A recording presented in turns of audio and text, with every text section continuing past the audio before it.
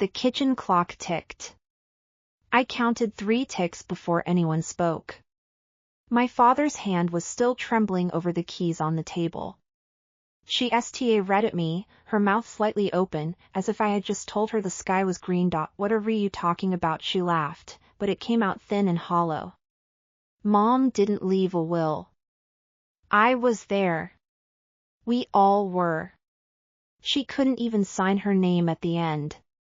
She couldn't sign, I said, but she could tell me what she wanted.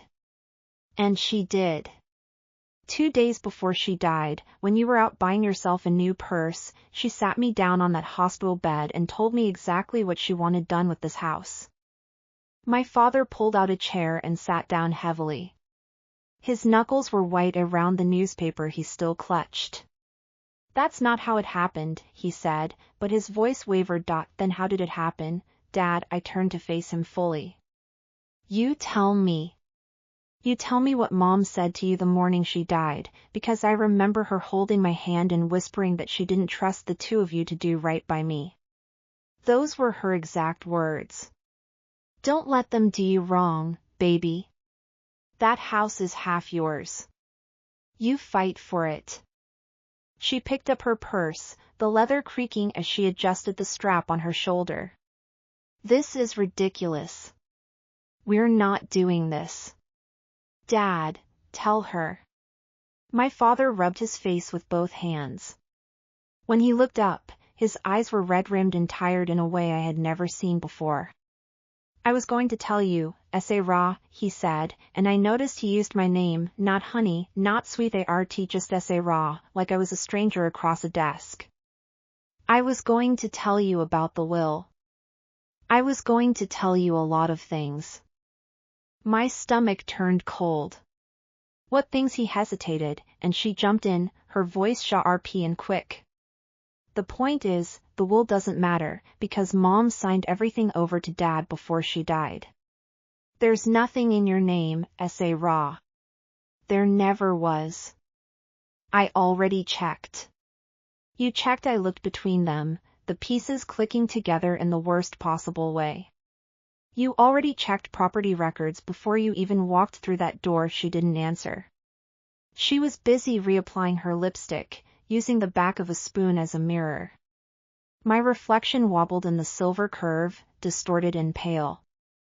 I turned to my father. Is that true? Did Mom sign everything over to you? He didn't say yes. He didn't say no. He just read at the keys on the table, and that silence was worse than any answer. I see, I said, and my voice came out steadier than I felt. So you've been planning this? Both of you?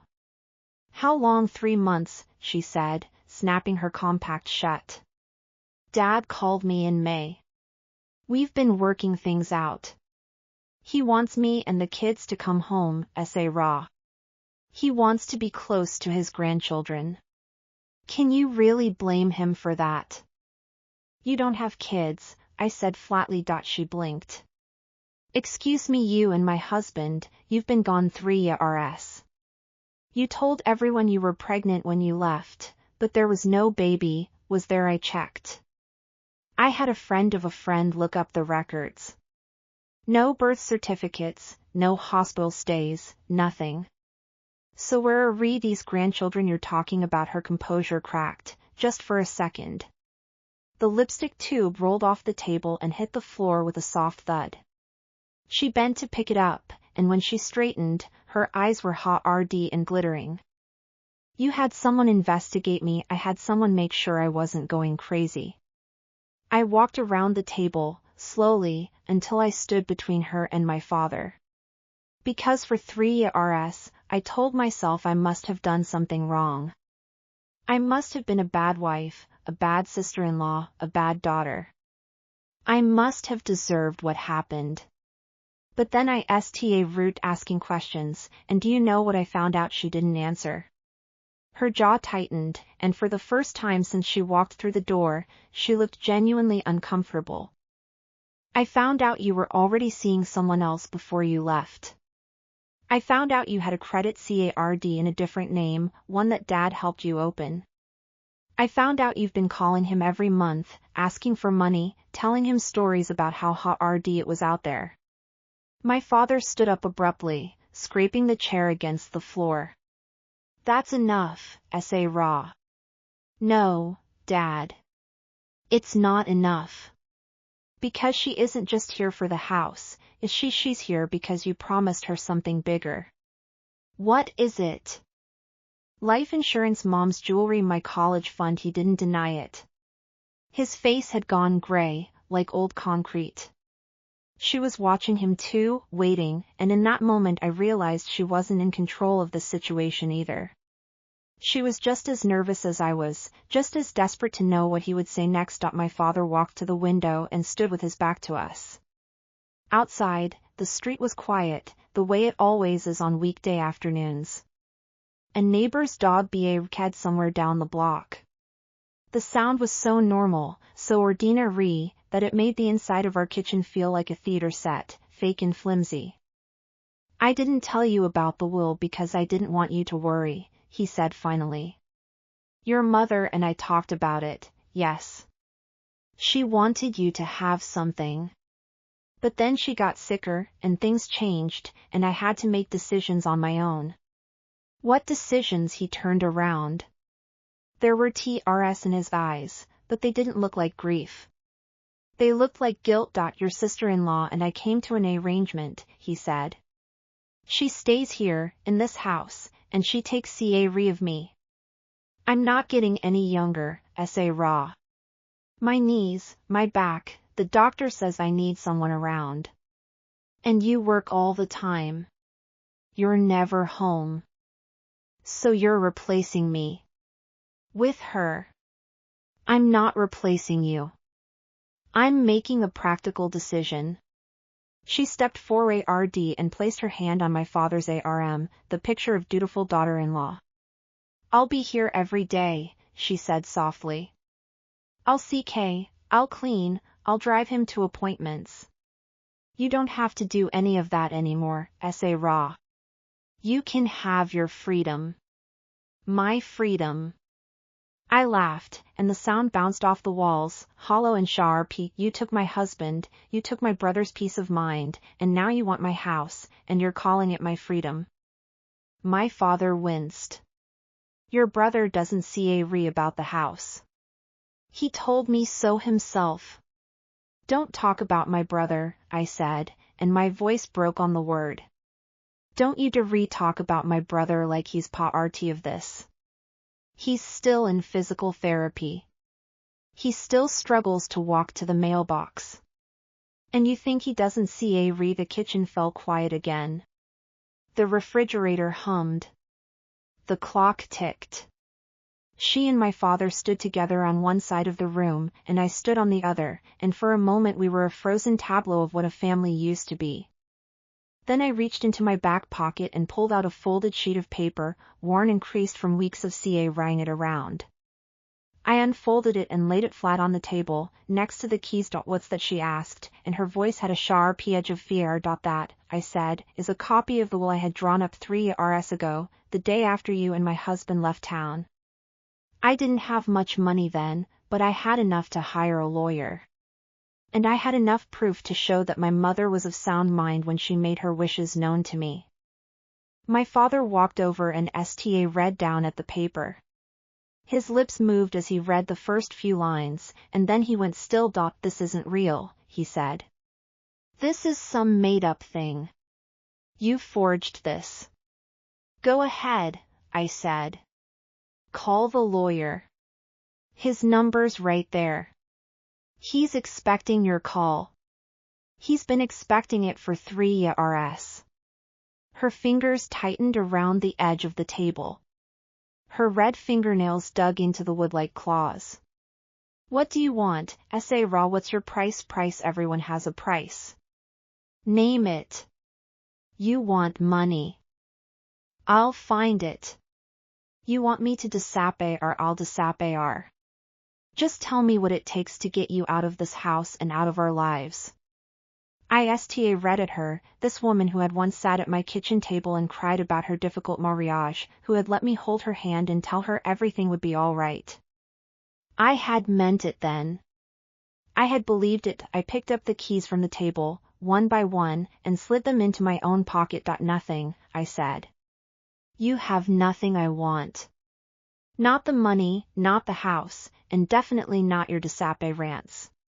Because if you Desape are, I won't get to watch the look on your face when I finally prove to everyone in this family what you really are.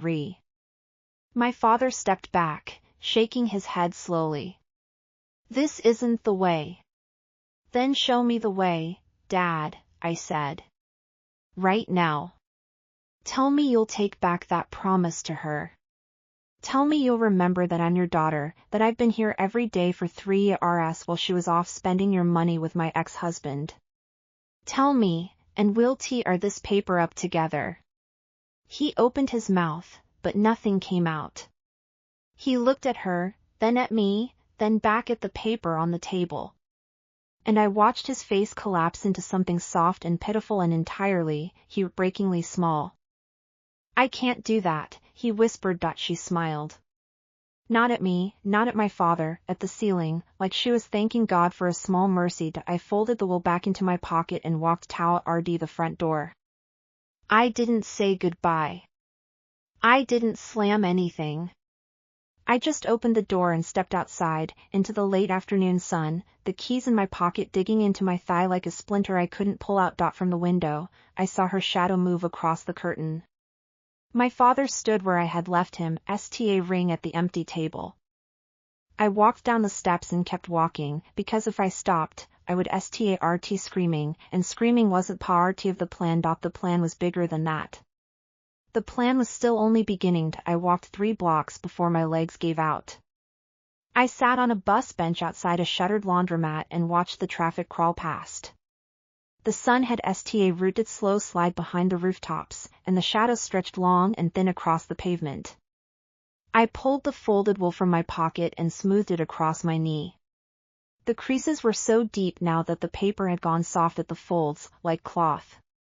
I had write it everywhere for 3 years. To work, to the grocery store, to my brother's physical therapy appointments. It had lived in my jacket pocket through 2 winters and a rainy spring.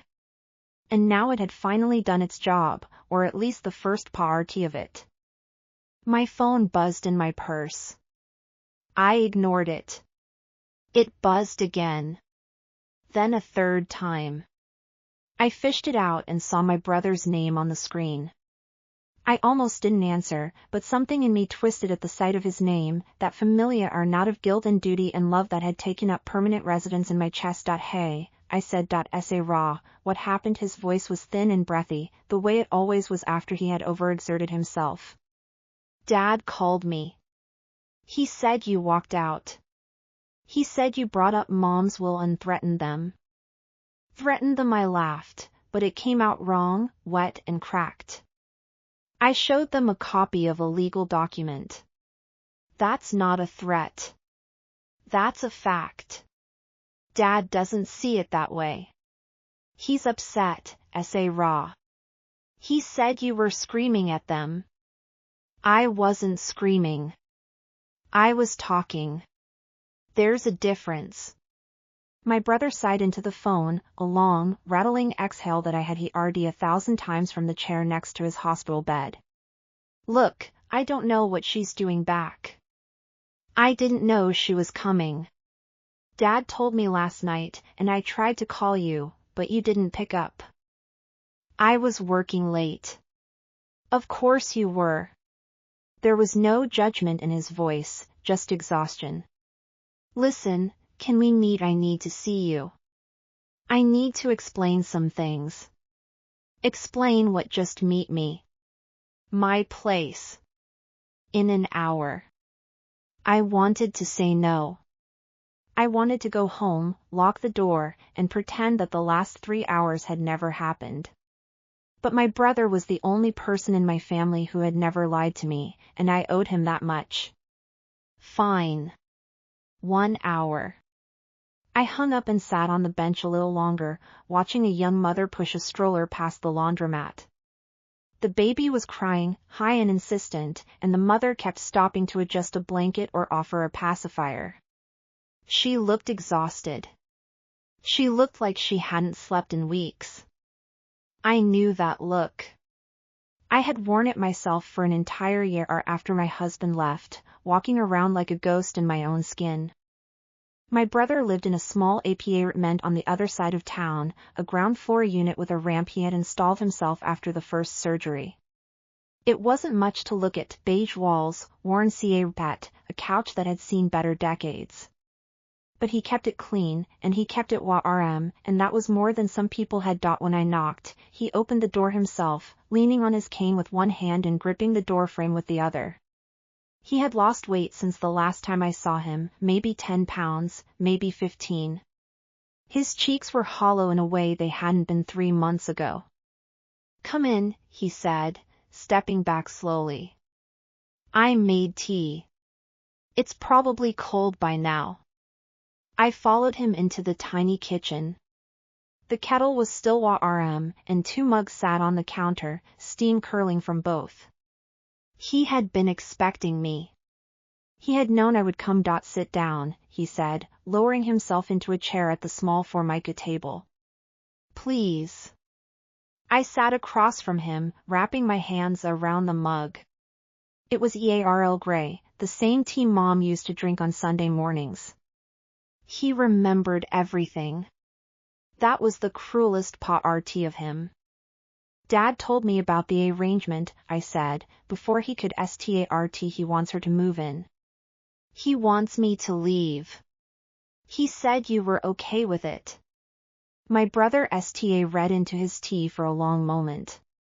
The steam fogged his glasses, and he took them off to wipe them on his shirt. "I'm not okay with it," he said. "But I also don't have the energy to fight. You have to understand, Sarah. I'm tired. I've been tired for 3 years. Every day is a battle just to walk to the bathroom. I can't take on another war." "No one is asking you to take on a war. I'm just asking you to tell Dad that you don't agree with him. That's all." He set his glasses back on his nose and looked at me with those tired, familiar eyes. "I can't do that either. Because if I disagree with him, he cuts me off. He's already threatened to stop paying for my physical therapy if I don't go along with this. He said he's poured enough money into my recovery and he's not going to pour any more if I'm not going to be a supportive son." The tea burned my tongue, but I didn't feel it. He said that. He called me last night, after he talked to her. He said she had a plan. She would move into the house, she would take care of him, and I would get to keep my therapy. But if I made trouble, if I took your side, he'd cancel everything. He'd sell the house anyway, and I'd be on my own. I set the mug down slowly, carefully, as if it might shatter. "That's not blackmail. That's something worse. He's using your health as a weapon. He's using what he has. Same as she does. Same as everyone does." My brother reached across the table and took my hand. His fingers were cold and thin. "I didn't tell you this to make you feel worse. I told you because you need to know what you're dealing with. She's been working on Dad for months. She's been telling him stories about how you don't visit enough, how you're never around, how you're just waiting for him to die so you can take the house. That's not true. I know it's not true. But he believes her.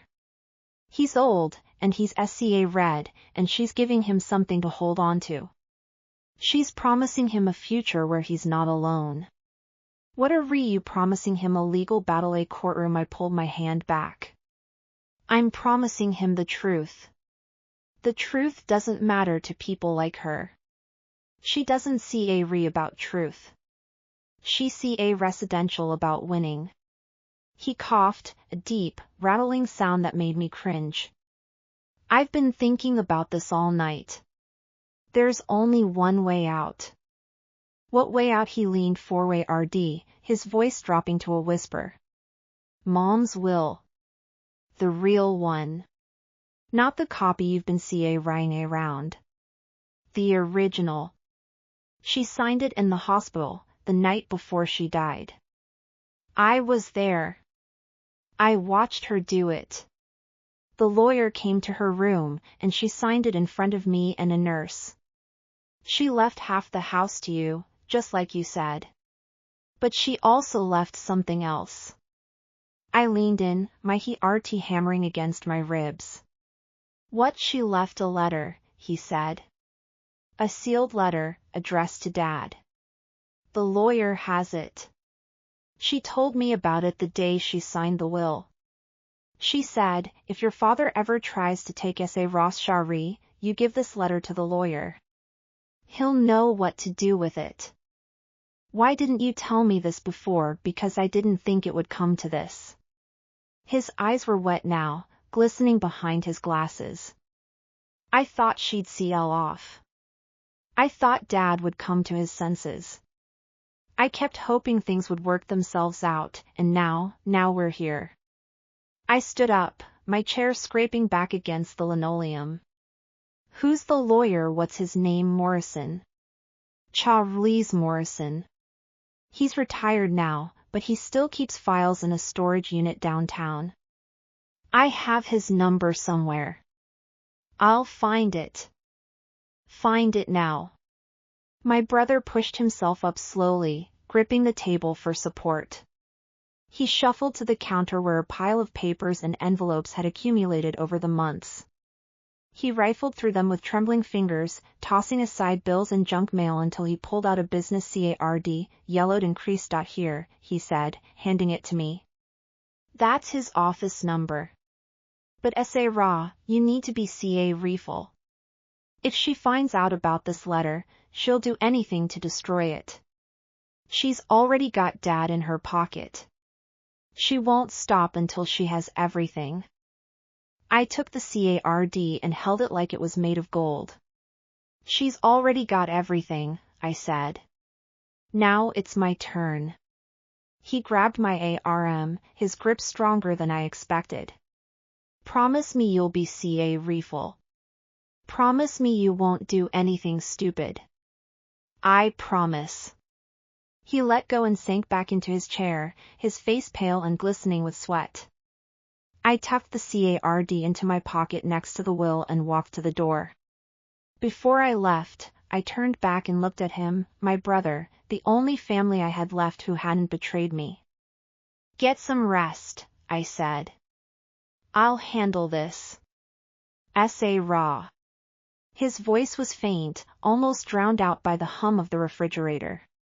When you find that letter, read it first. Before you give it to anyone. Read it yourself. I didn't ask why. I just nodded and closed the door behind me, stepping out into the CL evening air. The streetlights had just route to flicker on, casting pools of orange light across the sidewalk. I walked faster than I had in months, my shoes slapping against the concrete, the card in my pocket burning like a coal. Charles Morrison.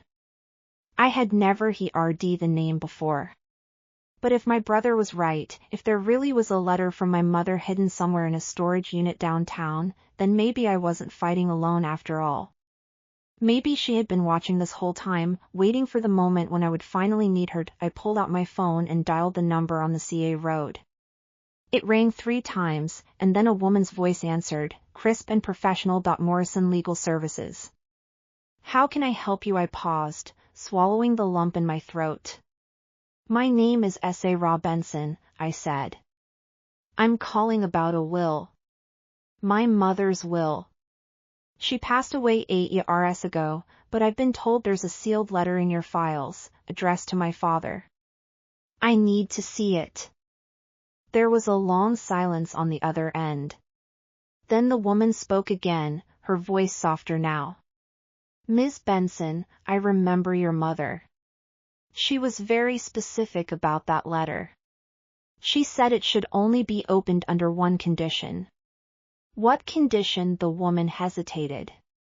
She said to give it to you if your father ever tried to take your shari of the house. I closed my eyes and leaned against a lamppost. The metal was cold through my jacket, and the light above me buzzed with a low, electric hum. That condition has been met, I said. When can I pick it up? The woman on the phone gave me an address on the other side of downtown, a block I had driven past 100 times without ever noticing. She said the files were stored in a private archive, and she would meet me there in 30 minutes. I hung up and sta route walking before I could think about what I was doing. My legs ride me past the bus stop, past the shuttered laundromat, past the corner where I used to wait for my husband to pick me up after work. I didn't look at that corner.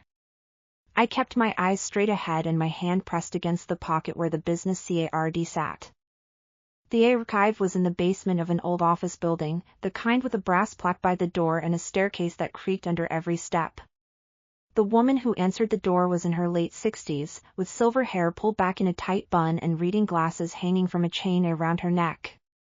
She introduced herself as Marga Rett, Mr. Morrison's secretary for 32 Rs. She led me down a narrow hallway lined with filing cabinets, their metal surfaces cold and gray under the fluorescent lights. I remember your mother very well, Marga Rett said, unlocking a cabinet near the back. She came in with your father the first time, but the second time she came alone. That was unusual. Most of our clients bring someone with them for the signing. I leaned against the wall, suddenly weary of how tired my legs felt. She came alone for the will, she did. She said she had something private to add, something she didn't want anyone else to know about. Marga Rett pulled out a folder and flipped through it with practiced efficiency. Ah, here it is. The will itself is standard. But there's an addendum, a sealed envelope, that she asked me to keep separate. She said to give it to you if certain conditions were met. She handed me a plain manila envelope, yellowed at the edges, with my name written across the front in my mother's familiar sloping handwriting. I recognized it immediately. It was the same hand that had written my birthday cards, the same hand that had signed my school permission slips, the same hand that had gripped mine in the hospital room 8 years ago. Thank you, I said, my voice coming out rough and cracked. Marga Rett touched my arm lightly. She told me to tell you something, if you ever came looking for this. She said, tell Sarah I love her, and I'm sorry I didn't say it more. I nodded, unable to speak. The envelope felt heavier than it should have, heavier than a few sheets of paper had any right to be. I tucked it into my jacket, next to the will and the business card, and walked back up the creaking stairs without saying another word. Outside, the street had gone dark. The streetlights cast long, distorted shadows across the pavement, and the wind had picked up, rang the smell of rain from somewhere far away.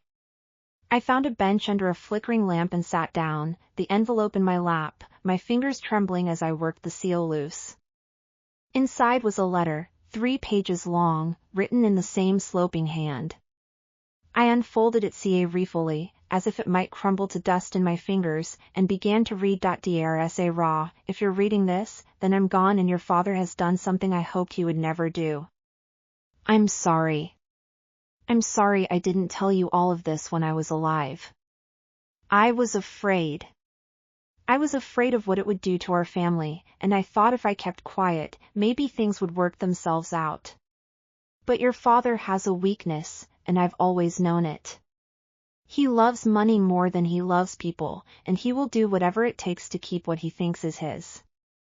I stopped reading and pressed the paper to my chest, breathing hard.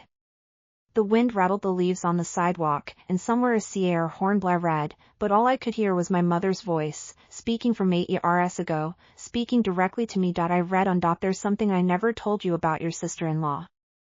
Before she married your brother, she and your father had an arrangement.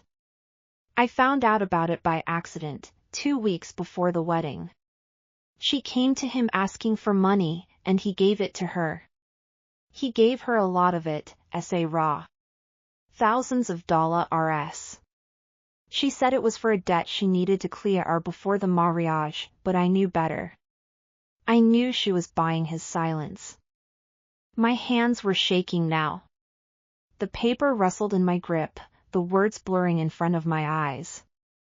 I forced myself to breathe, to focus, to keep reading. She was pregnant when she married your brother, but it wasn't his child. I don't know who the father was. She told your father the truth, and he paid her to keep it secret. He paid her to marry your brother anyway, to give him a grandchild, to keep up appearances. He was so desperate for a grandchild, raw. He always wanted a son, and when he got your brother, he wanted a grandson. He was willing to pay for one. I dropped the letter. It fluttered to the ground, landing face up on the wet pavement, the words still visible in the dim light. I read it without picking it up, my brain refusing to process what I had just read. My brother wasn't the father. My brother had been lied to from the very beginning. And my father had known about it. He had paid for it. He had bought his silence and her separation and my brother's whole miserable, painful marriage. I bent down and picked up the letter, smoothing it out against my knee. The paper was damp now, but the ink hadn't run. I read the last paragraph, my eyes moving slower and slower as the truth sank in. After the baby didn't come, after she lost it, your father blamed me. He said I had poisoned her against him, that I had made her lose the child. He stopped talking to me after that. He stopped sleeping in our bedroom. He moved into the guest room, and he stayed there until the day I died. I never told anyone about the money. I never told your brother. I thought it would destroy him, and I was right.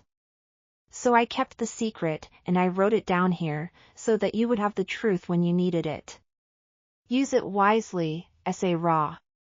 Use it to protect yourself and your brother.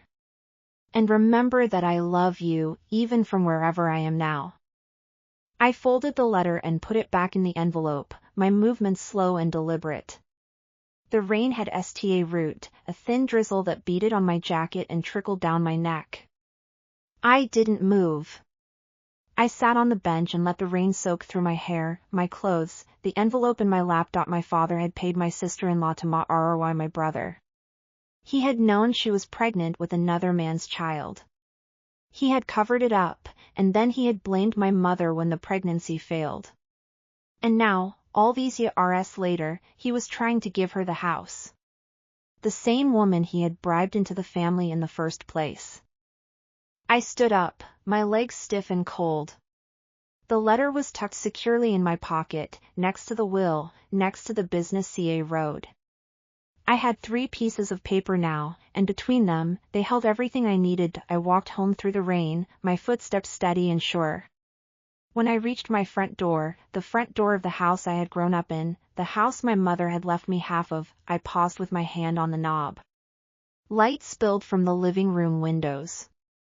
I could see her silhouette moving past the curtains, my sister-in-law, settling into a chair that had never belonged to her. I unlocked the door and stepped inside. She looked up from the couch, a mug of tea in her hands, my father's old blanket draped across her knees.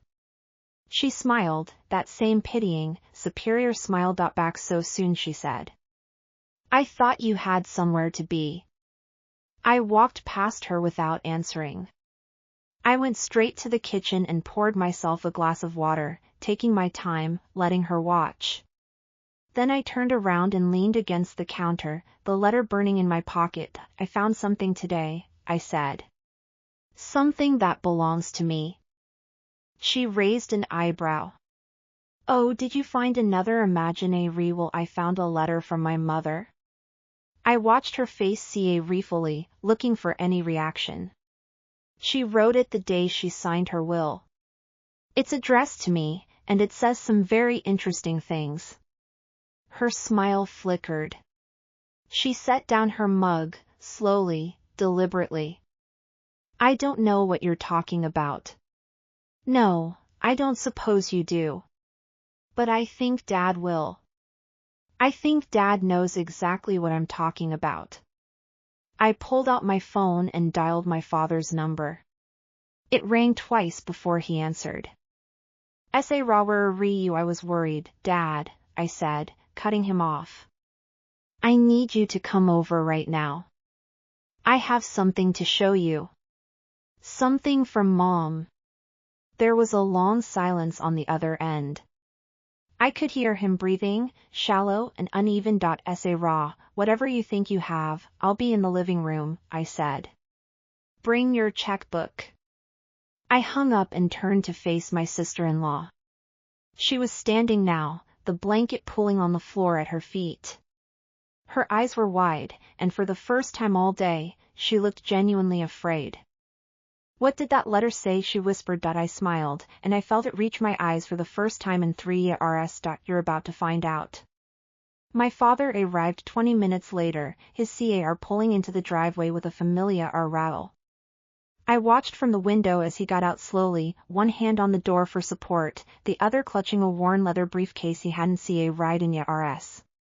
He looked smaller than he had this morning, his shoulders hunched against the rain that was still coming down in a steady drizzle. He paused at the front door, wiping his shoes on the mat the way he always did, and then he came inside. She was standing in the middle of the living room, her arms crossed, her face a rueful mask of composure. She had changed out of her travel clothes into something softer, a cream-colored sweater that made her look almost approachable. Almost harmless.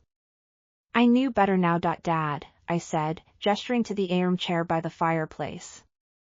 Sit down. Please. He sat, setting the briefcase on his lap like a shield. His eyes root between us, landing finally on the envelope I had placed on the coffee table. What's this about, Sa raw? He asked, his voice ruefully neutral. You said something about your mother. I picked up the envelope and held it out to him. I found this today. It's a letter Mom wrote, the day she signed her will. She left it with her lawyer, and she told him to give it to me if you ever tried to take my shari of the house. My father's face went pale. The color drained from his cheeks in a slow, sickening wave, leaving his skin gray and waxen. He didn't reach for the envelope.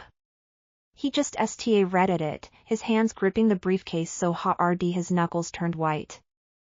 I don't know what you're talking about, he said, but his voice cracked on the last word. Read it, I said. Read it out loud. She took a step forward. Sa raw, this is ridiculous. Whatever that letter says, it's probably just sentimental nonsense. Your mother was sick. She wasn't thinking clearly. Sit down, I said, not looking at her. I'm not talking to you right now. My father's hand trembled as he reached for the envelope. He pulled out the letter and unfolded it, his eyes scanning the page.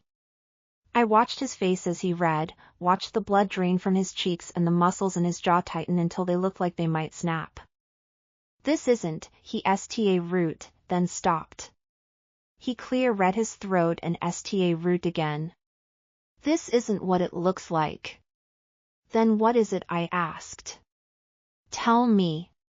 Tell me what it looks like, and tell me why I shouldn't believe every word she wrote. He set the letter down on the coffee table, his hand shaking so badly that the paper slid off the edge and fluttered to the floor. She bent to pick it up, but I got there first. I snatched it off the carpet and held it to my chest. She said you paid her, I said, my voice low and steady. Before she married my brother. She said she was pregnant with someone else's baby, and you paid her to go through with the wedding anyway. Is that true? My father looked at the floor. He looked at the ceiling. He looked anywhere but at me. I did what I thought was best, he said finally. Your brother was in love with her. He would have married her no matter what. I made sure it happened. You made sure it happened.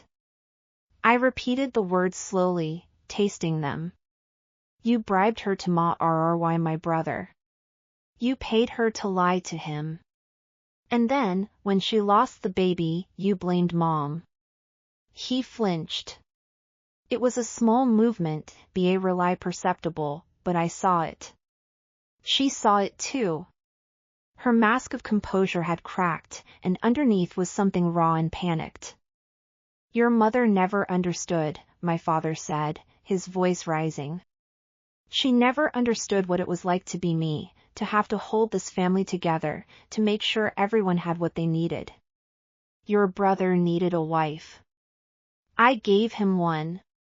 Your sister-in-law needed money. I gave her that too.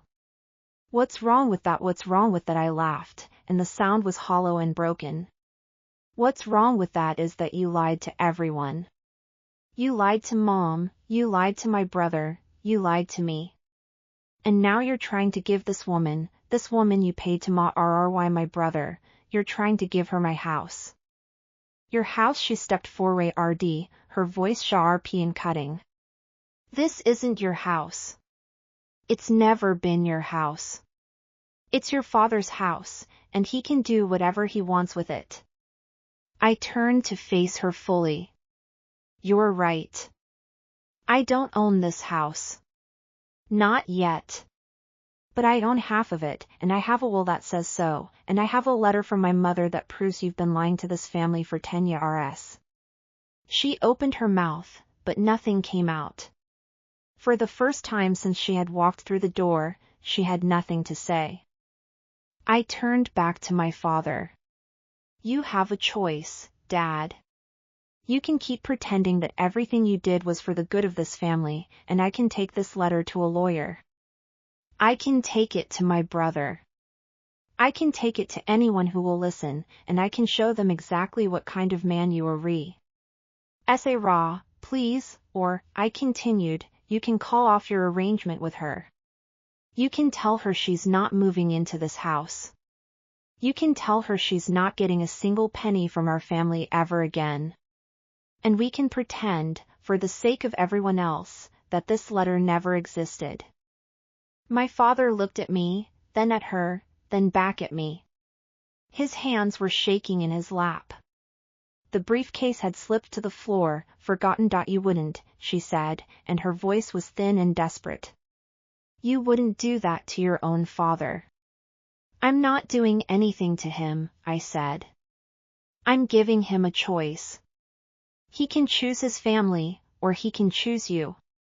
But he can't have both. The room fell silent.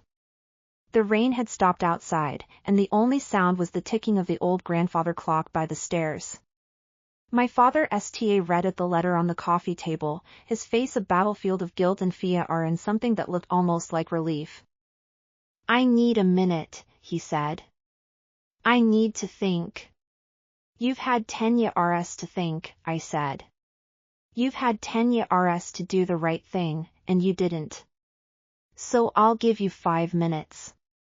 5 minutes, and then I'm calling my brother, and I'm telling him everything. I walked into the kitchen and closed the door behind me. I leaned against the counter, my legs weak and shaking, and listened to the muffled voices from the living room. She was speaking in a low, urgent tone, her words too soft to make out. My father was silent. The clock ticked on. 4 minutes passed. Then 5. The kitchen door opened, and my father walked in. His face was wet, whether from tears or rain I couldn't tell. I made a decision, he said. Which one? He sat down at the kitchen table, the same table where we had eaten breakfast together for 20 years. He folded his hands in front of him and looked at me with eyes that had gone old and tired. I'm not giving her the house, he said. I'll tell her tonight. She can stay one night, because it's too late for her to drive back, but tomorrow she's gone. And she's not coming back. I waited. There was more. I could feel it. And I'm going to tell your brother the truth, he continued, his voice be a rely above a whisper. About everything. About the money, about the baby, about all of it. He deserves to know. I nodded slowly. That's a start. Is it enough? I looked at my father, this man who had spent so many years making the wrong choices, and I saw the weight of those choices pressing down on him like a physical thing. He was not a bad man. He was a weak one. There was a difference. Ask me again tomorrow, I said. After you've told my brother. After she's gone. Then I'll tell you if it's enough. He nodded, and for a moment we just sat there, father and daughter, separated by a decade of silence and secrets. Then I stood up and walked back into the living room. She was still there, standing by the window with her back to me. I could see her reflection in the glass, her face pale and pinched, her hands clutching her purse like a life raft. Leave tomorrow, I said. And don't come back. She didn't turn around. She didn't say anything. But I saw her reflection nod. Once, a small and defeated movement, I walked past her and climbed the stairs to my old bedroom. I closed the door, leaned against it, and let out a breath I had been holding for 3 years. It wasn't over yet. There was still my brother to tell, still a family to heal, still a house to hold on to. But for the first time in a long time, I felt like I was standing on solid ground. I didn't sleep that night. I lay in my old bed, the one with the headboard I had scratched my initials into when I was 12, and STA read at the ceiling. The house creaked and settled around me, the familiar sounds of a place that had stood for 60 years. Somewhere downstairs, I heard her moving around, the soft pad of her footsteps on the roadwood, the click of a door opening and closing. My father had retreated to his room hours ago, and I could hear the low murmur of his television through the wall, the same late-night news program he had watched every night for as long as I could remember. Around 3 in the morning, I heard her start. I got up and walked to the window, pulling back the curtain just enough to see. She was backing out of the driveway, her headlights cutting through the darkness. She didn't look back at the house. She just drove away, the red taillights disappearing around the corner, and I stood there until the sound of her engine faded into nothing. She had left EARLY. I hadn't expected that. I had expected her to fight, to argue, to find some way to twist the situation back in her favor. But she had simply gone, and somehow that felt more unsettling than any confrontation could have been. I went downstairs at dawn. The kitchen was quiet, the coffee pot cold. I made a fresh pot and sat at the table, watching the sun rise through the window over the sink. The letter was still on the coffee table where I had left it. I picked it up and read it again, the familiar words settling into my chest like stones. My father came down around 7. He looked like he hadn't slept either, his eyes red-rimmed and his hair sticking up at odd angles. He poured himself a cup of coffee and sat across from me without saying a word. The silence stretched between us, thick and uncomfortable. She's gone, I said finally. He nodded. I know. I heard her leave. Did you talk to her before she went? He shook his head. There wasn't anything left to say. I studied his face, looking for some sign of regret, some hint that he was already second-guessing his decision. But all I saw was exhaustion, the bone-deep weariness of a man who had finally run out of excuses. I need to talk to my brother, I said. Today. He flinched. Just be a rely. You're going to tell him everything? I have to. He set down his coffee cup and read at it, his hands wrapped around the ceramic like he was trying to draw RMTH from it. I was hoping I could be there when you tell him. I was hoping I could tell him myself. I thought about that for a long moment. My brother deserved to hear the truth from his father. He deserved to look the man in the eye and ask his questions and get real answers. But I also knew that my father had a habit of softening the truth, of wrapping it in justifications and excuses until it resembled itself. Okay, I said. But I'm going with you. And you're going to tell him everything. No leaving things out. No making it sound better than it was. He deserves the whole truth. My father nodded, a slow and heavy movement. I know. I'll tell him everything. We drove to my brother's apartment in silence. The sun had come up fully now, burning away the last traces of rain, but the sky was still gray and overcast. My brother was already awake when we knocked, his cane in hand, his face pale and drawn. Dad, he said, surprised. S.A. Raw. What are you doing here? Is everything okay? Can we come in? I asked. He stepped aside, and we filed into the small living room. My father sat on the couch, his hands resting on his knees. I sat beside him. My brother lowered himself into his armchair, his eyes moving between us, reading the tension in our faces.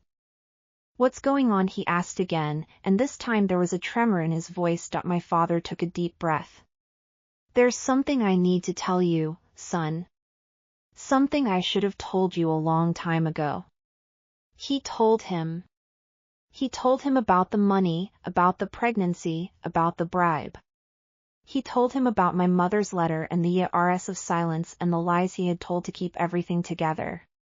His voice cracked more than once, and at one point he had to stop altogether, his face buried in his hands. My brother listened without interrupting. He didn't get angry. He didn't shout. He just sat there, his face slowly draining of color, his hands gripping the arms of his chair until his knuckles went white. When my father finished, the room was so quiet I could hear the hum of the refrigerator from the kitchen. My brother read at the floor for a long time, his jaw working, his eyes fixed on a spot on the bed. I'm alright her, he said finally, his voice flat and hollow. I loved her. I thought she loved me. She did love you, my father said quickly. In her own way, don't. My brother's voice cut through the room like a blade. Don't make excuses for her. Don't make excuses for yourself. You paid her to marry me. You paid her to lie to me. You let me believe that child was mine. My father flinched as if he had been struck. I know I was wrong. I've made so many mistakes, and I'm sorry. I'm so sorry. Sorry doesn't fix this. My brother's voice was shaking now, but his eyes were dry. Sorry doesn't give me back the 10 years I wasted. Sorry doesn't change the fact that everyone in this family knew the truth except me. I didn't know, I said quietly. I didn't know until yesterday. I swear. He looked at me, and his eyes softened, just a fraction. I believe you. He turned back to our father. I need you to leave now. I need some time to think. My father opened his mouth as if to argue, then closed it again. He stood up slowly, his knees popping, and walked to the door without another word. He paused with his hand on the knob and looked back at us, his face a wreck of grief and guilt. I'll call you, he said. Tomorrow. Just to see how you're doing. My brother didn't answer. My father left, closing the door softly behind him. I stayed on the couch, not sure whether to go or to stay.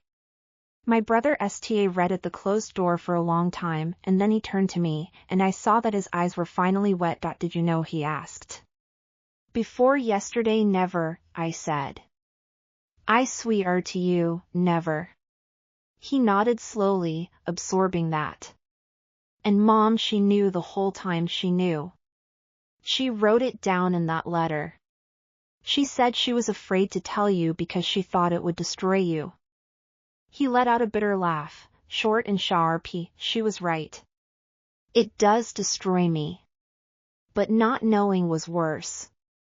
Not knowing and feeling like there was something wrong with me, something broken, something that made her leave. Nothing was wrong with you, I said, leaning forward. You were the best thing that ever happened to her. She just couldn't see it. She was too busy running from her own mess. He looked at me, and something in his face shifted, a crack in the air. He had been me ring for 3 years. I don't know what to do now, he said. I don't know how to move forward from this. I reached over and took his hand. His fingers were cold and thin, but they tightened around mine. One day at a time, I said. We'll figure it out together.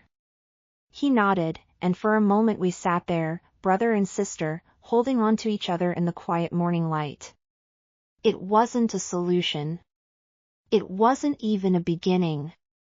But it was something. It was the first step toward something real. I stayed at my brother's apartment for the rest of the morning. We didn't talk much after that. We sat in the small living room with the blinds half drawn and watched the light shift across the carpet. He made us both sandwiches at noon, ham and cheese on white bread, the same kind our mother used to pack for our school lunches. Neither of us had much appetite, but we ate anyway, because eating was something to do, something normal in a day that felt anything but. Around 2 in the afternoon, my brother's phone rang. He looked at the screen and let it ring until it stopped. Then it rang again. It's Dad, he said. Are you going to answer? I don't know what to say to him. Then don't answer, I said. You don't owe him an answer right now. You owe yourself some time. He set the phone on the coffee table and let it ring a third time, then a fourth. Finally, it went silent. He read at it like it might grow teeth and bite him. He's been calling all day, he said. Since he left. I keep seeing his name on the screen and I can't. I reached over and picked up the phone. I turned it off and placed it face down on the table. There. Now he can't bother you for a while. My brother let out a shaky breath. Thanks. We sat in silence again. The refrigerator hummed. The clock on the wall ticked. Somewhere outside, a lawnmower rooted up, the distant drone of suburbia on a Saturday afternoon. Normal sounds. Ordinary sounds. And inside this apartment, nothing felt normal or ordinary at all. Do you think she knew? My brother asked suddenly. When she left with him, do you think she knew I wasn't the father? I thought about it. I thought about all the times I had seen her with my husband, the private smiles, the way they would disappear together at family gatherings. I thought about the night she left, how she had packed her bags in the middle of a thunderstorm and walked out without a backway. Glanced. I think she knew, I said ruefully. I think she knew a lot of things that we didn't give her credit for. My brother nodded slowly. She used us. Both of us. She used me for the security of being my ride, and she used your husband for the adventure. And Dad. Dad gave her all the tools she needed. He paid for the whole operation, I said. He just didn't know what the final cost would be. My brother picked at the crust of his sandwich, tearing it into small pieces and lining them up on his plate. It was the same nervous habit he had had since we were children, the same way he used to pick apart his food when something was bothering him. I'm not going to forgive him, he said. Not right away. Maybe not ever. But I'm also not going to cut him out of my life completely. He's still our father. He's still the man who taught me how to throw a baseball and how to change a tire. He made a terrible mistake, but he's also the only father I have. That's fair, I said. That's more than fair. He looked up at me, and there was something raw and open in his face. What about you? Are you going to forgive him? I don't know yet, I said honestly. I'm still figuring out how I feel about everything. I'm still trying to understand how he could do what he did, to Mom, to you, to me. I don't have an answer yet. Maybe I never will. My brother reached across the table and touched my hand. We're going to be okay, aren't we? You and me, we're going to be okay, I said. It's going to take time, and it's going to be hard, but we're going to be okay. He nodded and pulled his hand back. He looked out the window at the gray sky, and I watched his shoulders relax, just a little, like he had been holding a weight for so long that he had forgotten what it felt like to let go. I left around 4, after promising to come back the next day. On the drive home, I thought about my father. I thought about the look on his face when he had left my brother's apartment, that terrible mix of shame and fear and hope. He was waiting for me to call him. He was waiting for me to tell him that everything was going to be fine, that we would all sit down together and have a nice dinner and pretend that the last 3 years, the last 10 years, had never happened. I wasn't going to give him that. When I walked into the house, my father was in the kitchen. He was making dinner, the first time I had seen him in years. There were pots on the stove and vegetables on the cutting board. He was wearing an apron, the one our mother had bought him for Father's Day a long time ago. "Sa raw," he said, turning around. "I didn't know when you'd be back. I thought I'd make something. You must be hungry." I stood in the kitchen doorway and watched him. He looked so ordinary, so domestic, like any other father making dinner for his daughter. But there was a desperation in his movements, a frantic energy that gave him away. "Dad," I said. "You don't have to do this." "I want to," he said quickly. "I want to do something. I want to make things right. Making dinner doesn't make things right." He set down the knife and turned to face me. His hands were wet from washing vegetables, and he wiped them on the apron. "I know that. I know dinner doesn't fix anything. But I have to start somewhere. I have to show you that I'm trying." I walked into the kitchen and leaned against the counter. Trying is good. But trying isn't the same as doing. And what you need to do right now is give my brother space. He needs time. He needs to process everything you told him. Calling him every 10 minutes isn't helping. My father's face crumpled. "I just want to know that he's okay." He's not okay. He's hurting. And he's going to keep hurting for a long time. But he'll get through it, and he'll do it on his own terms. You can't rush that. He nodded slowly, picking up the knife again. He read at the half-chopped rots on the cutting board, not moving. "Did he say anything about me?" He said, "You're still his father. He said he's not going to cut you out of his life. But he also said he's not going to forgive you overnight. You have to EARN that. You have to EARN it back." "I will," my father said, his voice thick. "I'll do whatever it takes. I'll spend the rest of my life making it up to him. To you. To everyone." I watched him for a long moment. He looked so small standing there in the kitchen, so fragile, like a man who had finally realized that he had been living in a house of cards and the wind had come to blow it all down. "I'm going to go upstairs," I said. "I need to rest." He nodded, not looking up. "I'll save you some dinner. If you want it." I climbed the stairs slowly, my legs heavy with exhaustion. When I reached my room, I closed the door and sat on the edge of the bed. The letter was still in my pocket. I pulled it out and read it one more time, the familiar words of comfort in the chaos.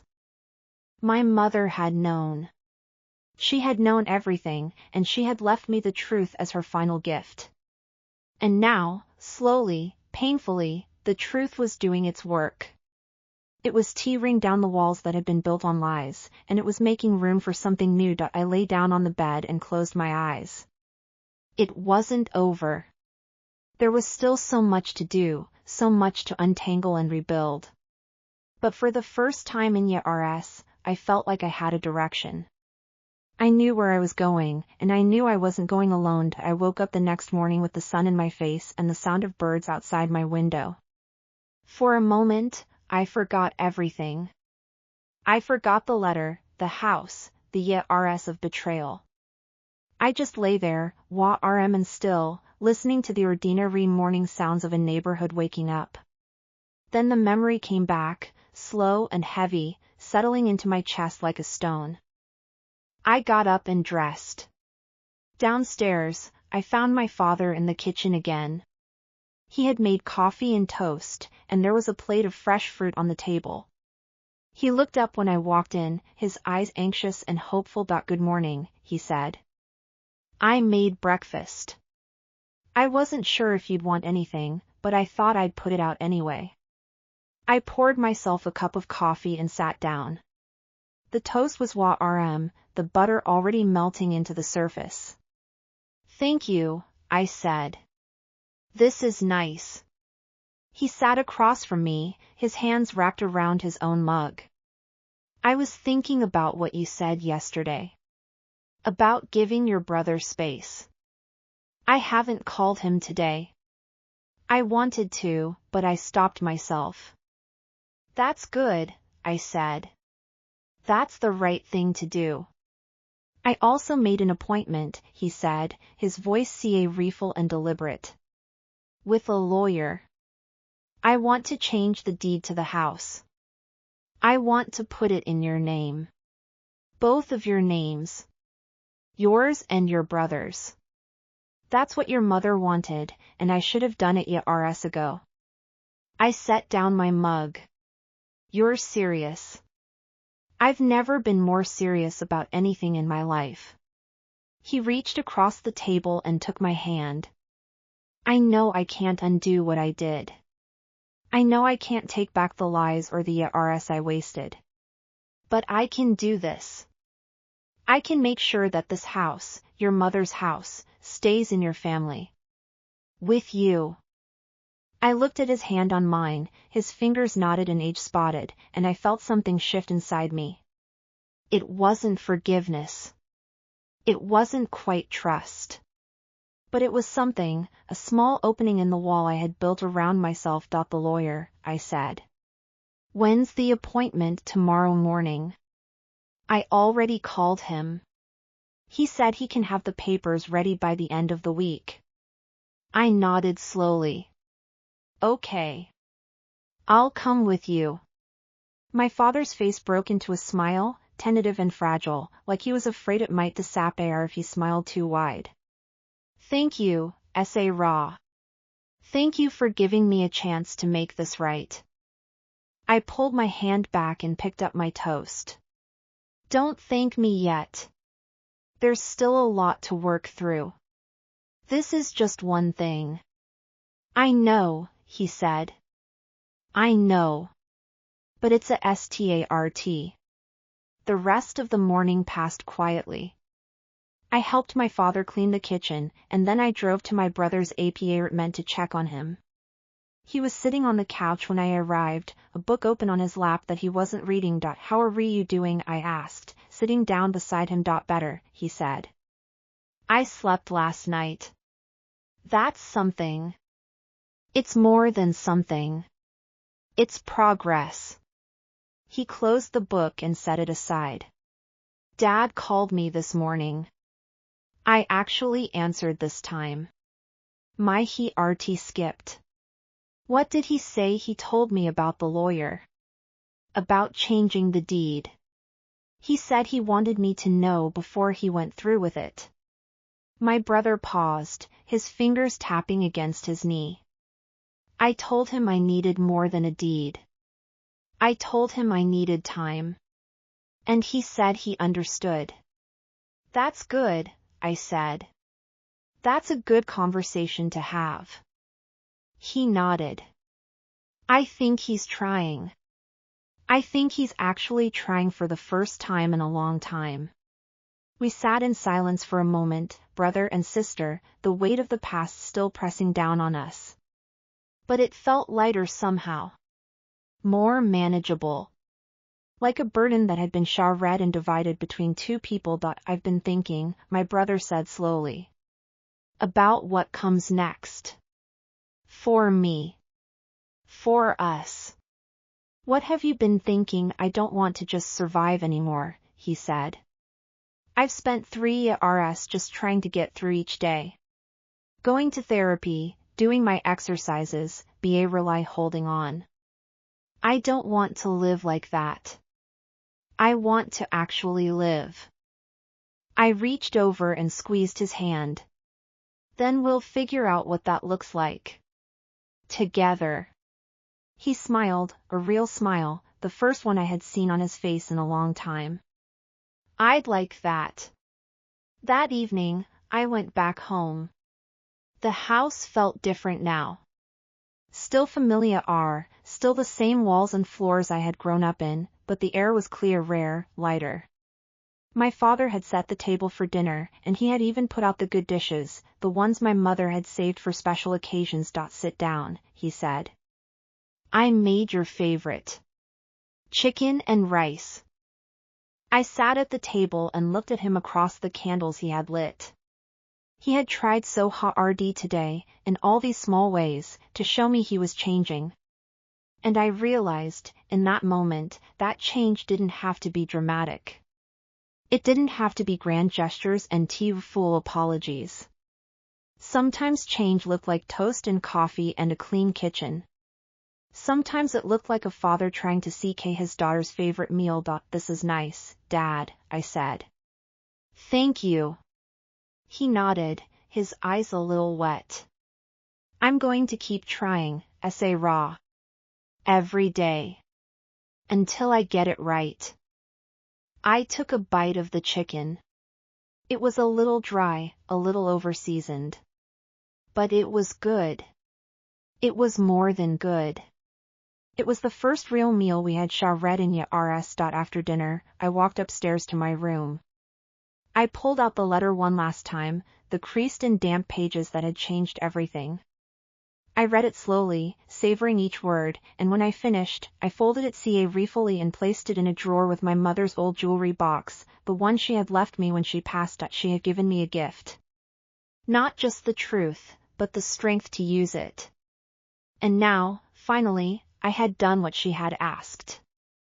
I had protected myself. I had protected my brother. And I had root the long, slow process of rebuilding what had been broken. I closed the drawer and walked to the window. The street outside was quiet, the houses dark and peaceful. Somewhere in this neighborhood, my brother was sleeping, his first real sleep in 3 years. Somewhere downstairs, my father was washing the dishes, his hands in warm water, his heart slowly mending. And me, I was standing in a room that had once been my prison, and I was free. Not because I had won some battle or defeated some enemy, but because I had finally, after all these years, chosen myself. The house settled around me, creaking and sighing like an old friend. And for the first time in a long time, it felt like home.